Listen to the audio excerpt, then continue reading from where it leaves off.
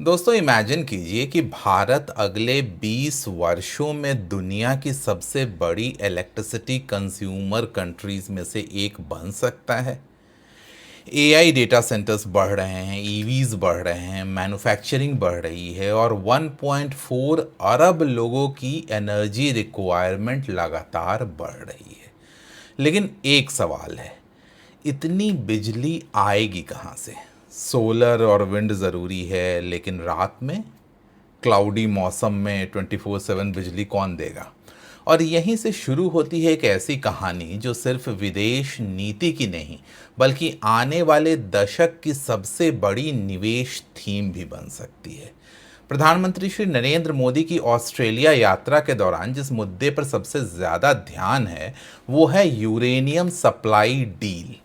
Reports के अनुसार भारत और ऑस्ट्रेलिया लंबे समय से pending commercial uranium supply agreement को अंतिम रूप दे सकता है और साथ ही critical minerals, clean energy, supply chain resilience, cyber security और इमर्जिंग टेक्नोलॉजी भी एजेंडा में शामिल है।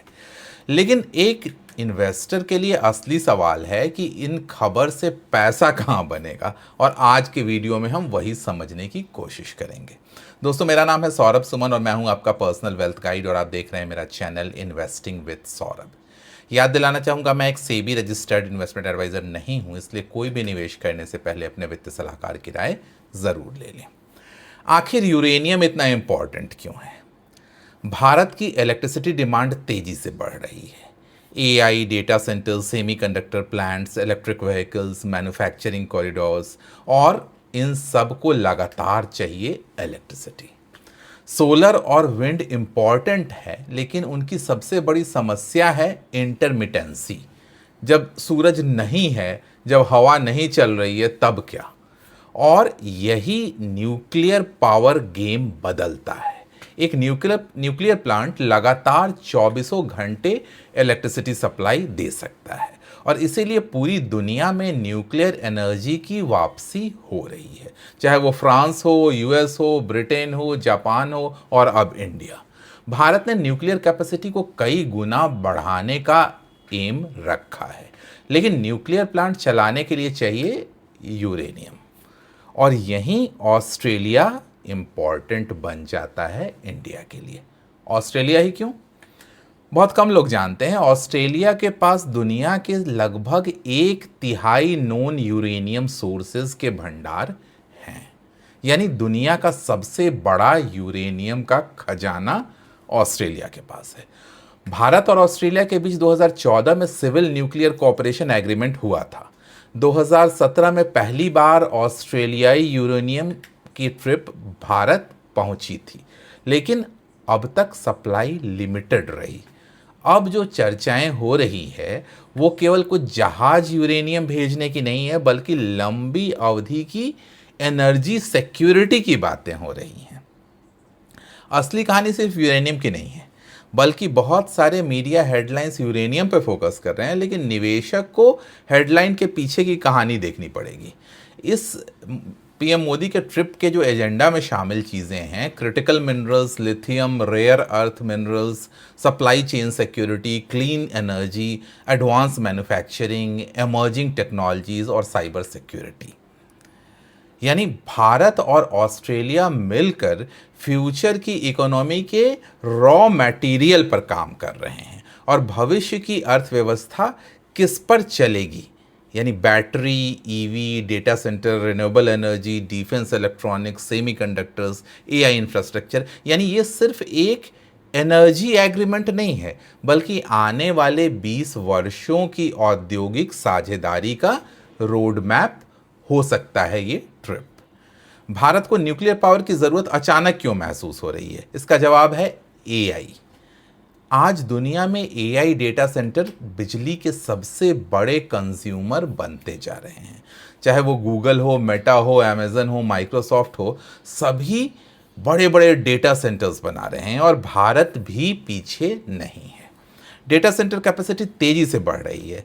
रिपोर्ट्स में ये भी चर्चा है कि भारत की बढ़ती हुई एआई और डेटा सेंटर ज़रूरतों के कारण न्यूक्लियर पावर पर नया फोकस आया है। याद रखिए, एआई की असली लागत चिप्स नहीं है, एआई की असली लागत बिजली है। और जब बिजली की बात आती है तो न्यूक्लियर फिर से इंपॉर्टेंट बन जाता है। निवेशकों के लिए सबसे बड़ा प्रश्न कि इससे कौन से सेक्टर बेनिफिटेड हो सकते हैं। पहला theme of course nuclear infrastructure. यदि भारत बड़े पैमाने पर न्यूक्लियर कैपेसिटी बढ़ाता है तो reactor equipments, engineering, construction, control systems, heavy fabrication, सब की डिमांड बढ़ सकती है। इस थीम में निवेशक उन कंपनियों पर नजर रखेंगे जो न्यूक्लियर ईपीसी और न्यूक्लियर इंफ्रास्ट्रक्चर इकोसिस्टम से जुड़ी हुई हैं। दूसरी थीम पावर इक्विपमेंट्स। हर न्यूक्लियर प्लांट के साथ जुड़ता है turbine, generator, transformer, grid infrastructure, यानी पावर इक्विपमेंट कंपनियों के लिए भी बहुत बड़ी अपॉर्चुनिटी बनेगी। तीसरा थीम ट्रांसमिशन। बिजली बनाना एक बात है, उसे देश भर में पहुंचाना दूसरी। और भारत में आने वाले वर्षों में ट्रांसमिशन नेटवर्क पर भारी इन्वेस्टमेंट होना तय है। न्यूक्लियर एक्सपेंशन इसका एक एडिशनल ट्रिगर बन सकता है। चौथी थीम डेटा सेंटर।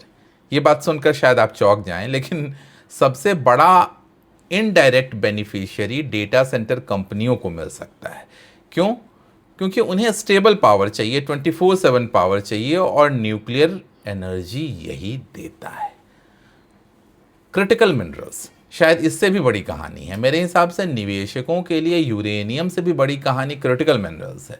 ऑस्ट्रेलिया दुनिया के महत्वपूर्ण लिथियम, रेयर अर्थ और कई स्ट्रैटेजिक मिनरल्स का इंपॉर्टेंट सोर्स है। भारत ने नेशनल क्रिटिकल मिनरल मिशन शुरू किया है और आने वाले वर्षों में इन मिनरल्स की मांग कई गुना बढ़ने का अनुमान है। अब जरा सोचिए, यदि भारत ईवी मैन्युफैक्चरिंग हब बनना चाहता है, बैटरी मैन्युफैक्चरिंग बढ़ाना चाहता है, सोलर मैन्युफैक्चरिंग बढ़ाना चाहता है, तो उसे इन मिनरल्स की ज़रूरत पड़ेगी।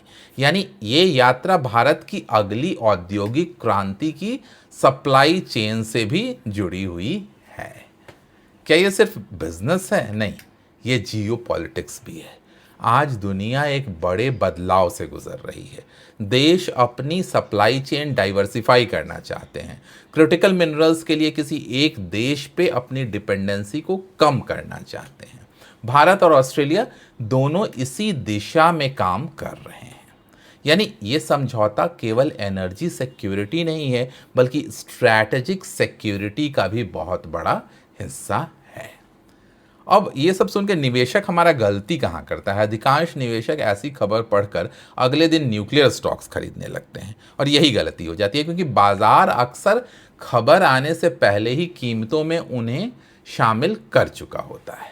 स्मार्ट इन्वेस्टर क्या करता है? वो हेडलाइन नहीं देखता, वो हेडलाइन नहीं खरीदता, वो ट्रेंड समझता है। और यहाँ ट्रेंड है nuclear expansion, energy security, critical minerals, AI power demand, data centre growth, supply chain diversification. ये थीम एक दिन की नहीं है, ये 10-20 साल की थीम हो सकती है। तो दोस्तों, मोदी की ऑस्ट्रेलिया यात्रा केवल एक कूटनीतिक यात्रा समझना शायद बड़ी भूल हो सकती है आपकी। यूरेनियम डील इंपॉर्टेंट है, लेकिन उससे भी बड़ा सवाल है क्या भारत आने वाले दशक में न्यूक्लियर पावर को अपनी एनर्जी स्ट्रैटेजी का इंपॉर्टेंट पिलर बनाने जा रहा है? क्या एआई और डेटा सेंटर भारत को न्यूक्लियर एक्सपेंशन की ओर धकेलेंगे? क्या क्रिटिकल मिनरल्स भविष्य का नया तेल साबित होगा? और सबसे इंपॉर्टेंट, क्या आज जो खबर चारों ओर चल रही है वही अगले दशक की सबसे बड़ी इन्वेस्टमेंट थीम बन सकती है? इस सवाल का जवाब आने वाले वर्षों में मिलेगा, लेकिन एक बात तय है, स्मार्ट इन्वेस्टर सिर्फ खबर नहीं पढ़ता, वो खबर के पीछे छिपे मेगा ट्रेंड को पहचानने की कोशिश करता है। मैंने भी आज ये कोशिश की है इस वीडियो के माध्यम से कि आप इस मेगा ट्रेंड को पहचान सकें, इसमें छिपे हुए थीम्स को पहचान सकें और उसे अपनी इन्वेस्टमेंट जर्नी का हिस्सा बना सकें। कौन कौन से स्टॉक्स आपको लगता है कि इस थीम का, इस मेगा थीम का हिस्सा बनेंगे आने वाले दशक में? कमेंट बॉक्स में लिखकर ज़रूर बताइएगा। जल्दी ही मिलेंगे ऐसे किसी नए वीडियो के साथ। तब तक सौरभ सुमन साइनिंग ऑफ।